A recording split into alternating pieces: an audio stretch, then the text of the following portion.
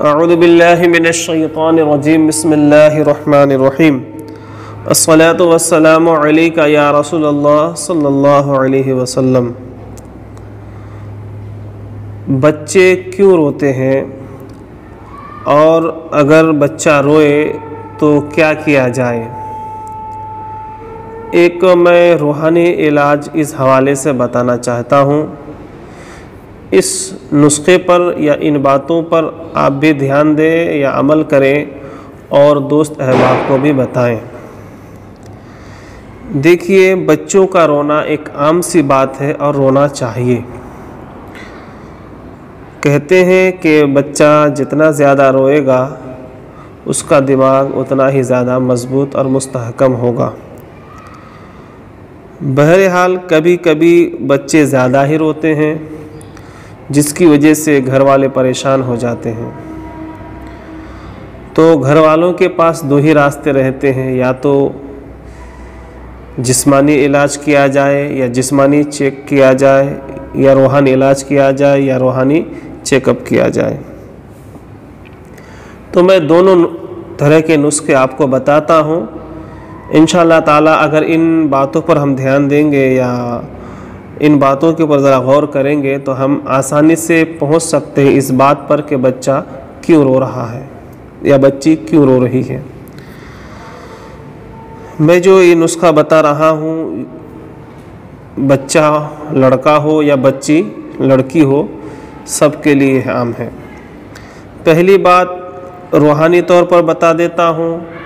अगर बच्चे ज़्यादा रोए धोए तो कोशिश करें कि उसका बिस्तर पाक साफ़ हो या धुला हुआ साफ़ सुथरा हो, उसमें पेशाब वगैरह ना हो या पेशाब की बास ना आ रही हो। इस बात का ध्यान रखें। और जो बच्चा या बच्ची रोती है, बच्चा रोता है, उसके ऊपर चारों कुल पढ़कर दम कर दिया जाए। आयतल कुर्सी और सूरह फातिहा शरीफ पढ़कर दम कर दें, सूरह असर पढ़कर दम कर दें, या फिर आयात शिफा पढ़कर और दुरूद शिफा पढ़कर या कोई सा भी दुरूद पढ़कर बच्चे के ऊपर या रोने वाला बच्चा या बच्ची के ऊपर दम कर दें। इंशाअल्लाह ताला अगर किसी शैतानी या नज़र बद या किसी और असरात की वजह से बच्चा रो रहा है या बच्ची रो रही है तो उसका रोना धोना बंद हो जाएगा। ये तो हो गई रूहानी इलाज। अब कभी कभी क्या होता है कि बच्चे को जिस्मानी तकलीफ़ होती है।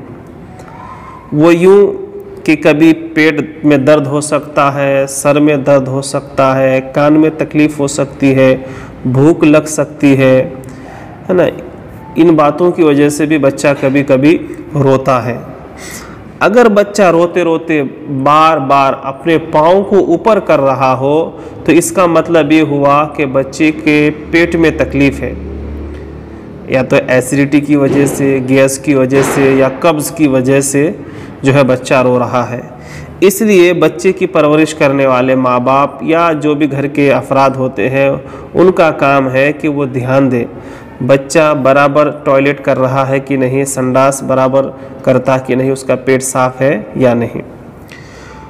और इस बात पर भी ध्यान दें कि टाइम टू टाइम उसका पेशाब बराबर है या नहीं, या एसिडिटी तो नहीं होती है जिसकी वजह से भी बच्चा कभी कभी रोता है। तो उसका आसान सा तरीका होता है एसिडिटी चेक करने का, गैस चेक करने का, नहीं तो डॉक्टर से सलाह करें। ठीक है, इन बातों से भी बच्चा कभी रोता है। अगर बच्चा बार बार अपने हाथों को सिर की तरफ ले जा रहा है या कानों की तरफ लेके जा रहा है, या रोते रोते बार बार वो सर घुमा रहा है, या तो उसका सर दुख रहा है या कानों में तकलीफ़ हो रही है, तो ऐसे वक्त में कानों के ऊपर ध्यान दें, कानों पर नज़र डालें, देखें कि कान गल तो नहीं गया है, पक तो नहीं गया है, या कान में कोई तकलीफ़ तो नहीं है, या सिर ज़्यादा गर्म तो नहीं है। कभी कभी बच्चा इसलिए रोता है कि क्लाइमेट की वजह से, मौसम की वजह से, अगर उसको ठंडी बज रही है और हम गर्म समझ के उसके आंग पे कपड़े नहीं डाले, उसको लपेटे नहीं है, तो भी बच्चे रोते हैं। कभी ऐसा होता है कि बच्चे को गर्मी हो रही है और हम उसको लपेट के रखे हैं तो भी बच्चा रोता है। तो जब बच्चे रोए तो इन बातों पर ध्यान दें। अगर बच्चे का बदन गर्म है और जो है पसीना निकल रहा है, इसका मतलब बच्चे को गर्म हो रहा है। और अगर बच्चे का बदन ठंडा है, पेट ठंडा है, पाँव ठंडे हैं, हाथ ठंडे हैं, तो इसका मतलब उसको ठंडी बज रही है, तो उसको लपेट ले।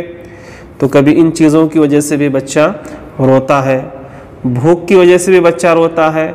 जब बच्चा भूख की वजह से रोएगा तो हर जो भी उसके आसपास चीज़ें हैं या हाथ है, उंगलियां हैं, बार बार वो मुंह में डालेगा, इसका मतलब बच्चे को भूख लगी है। और माँ इस बात का ख्याल रखें कि बच्चा का जो टाइम टेबल है उसके खान पान का उसका ख्याल रखें, सोने का जो है ख्याल रखें। इसी तरह से कम से कम हर 1.5-2 घंटे के बाद जो है बच्चे को दूध देना चाहिए और पेट भर के देना चाहिए। अगर आंग का दूध नहीं है तो बाहर का दे, और बाहर का दे तो ऐसी चीज़ दे या दूध ऐसा हो या जो भी लिक्विड हो या पाउडर हो कि जो उसको हज़म कर सके, क्योंकि बच्चे का हाजमा कमज़ोर और छोटा होता है। दूध पिलाने के बाद बच्चे को अपने छाती पे रखें। जब तक वो डकार ना ले तब तक सुलाए नहीं।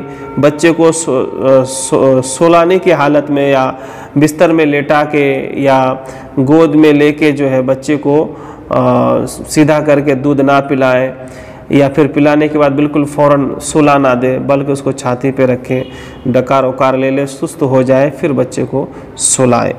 इन बातों पर ध्यान रखें। जब इन बातों पर हम ध्यान रखेंगे तो इंशाअल्लाह ताला हम जो परेशान हो जाते, कभी कभी कुछ माँ बाप रोने पे आ जाते कि बच्चा इतना तंग करता है, इतना रोता है, ज़िद करता है, तो उसकी वजह ये सब बातें होती हैं। इन बातों पर हम तवज्जो दें, ध्यान दें, इंशाअल्लाह ताला हमें बीमारी आसानी से समझ में आ जाएगी। अब कभी कभी नज़र बद की वजह से भी बच्चा रोता है। अगर नज़र बद की शिकायत हो तो आयात शिफा, सूर फातिहा, चारों कुल वगैरह पढ़ के दम कर दें, इससे भी नज़र उतर जाती है।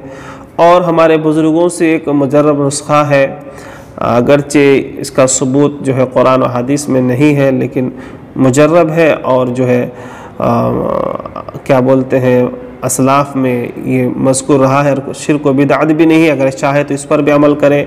वो ये है कि 7 सूखी अक्की डंडी वाली जो है लाल मिर्च ले, 7 को एक साथ पकड़ के उसकी नज़र उतारें।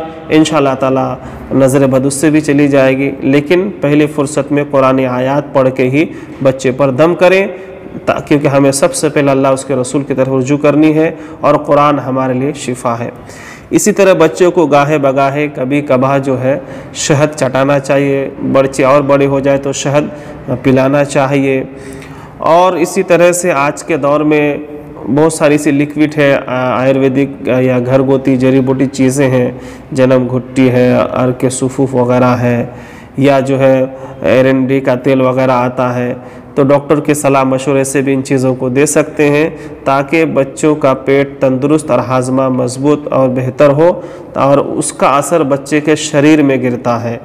अल्लाह करीम हम तमाम को बच्चों की सही तालीम व तरबियत, इंतज़ाम व इंसराम की तौफ़ीक़ अता फ़रमाए। इसी के साथ जब बच्चों को दूध पिलाएं, माएँ इस बात पर ध्यान रखें कि बच्चों को जब दूध पिलाएं तो बापर्दा होकर, अपने सर पे दोपट्टा हो, और बच्चे को जब दूध पिलाएं तो बच्चा ढका हुआ हो या अपना सीना या सामने का हिस्सा ढका हुआ हो। क्योंकि हम कहीं भी बैठ के बच्चे को दूध पिलाते हैं तो उससे नज़र बद के साथ साथ बेहयाई और बेपर्दगी का भी मामला सामने आता है। ऐसा नहीं होनी चाहिए। माएँ घर में, दवाखाने में, बाहर कहीं भी जाएं, अगर बच्चे को दूध पिलाना हो तो हया पर्दे का ख़ास ख्याल रखें। इसका असर बच्चों पर होता है। अगर ऐसे वक्त में माएँ बाहया रहकर दूध पिलाएंगी तो बच्चे बाहया और बाशऊर होंगे। अगर माएँ बेहया होकर दूध पिलाएंगी तो बच्चे बेहया और बददिमाग और बदमिजाज होंगे। लिहाजा हमें ऐसे वक्त में इन बातों का ख्याल करना चाहिए। अल्लाह करीम हम तमाम को नेक सालेह औलाद अता फरमाए।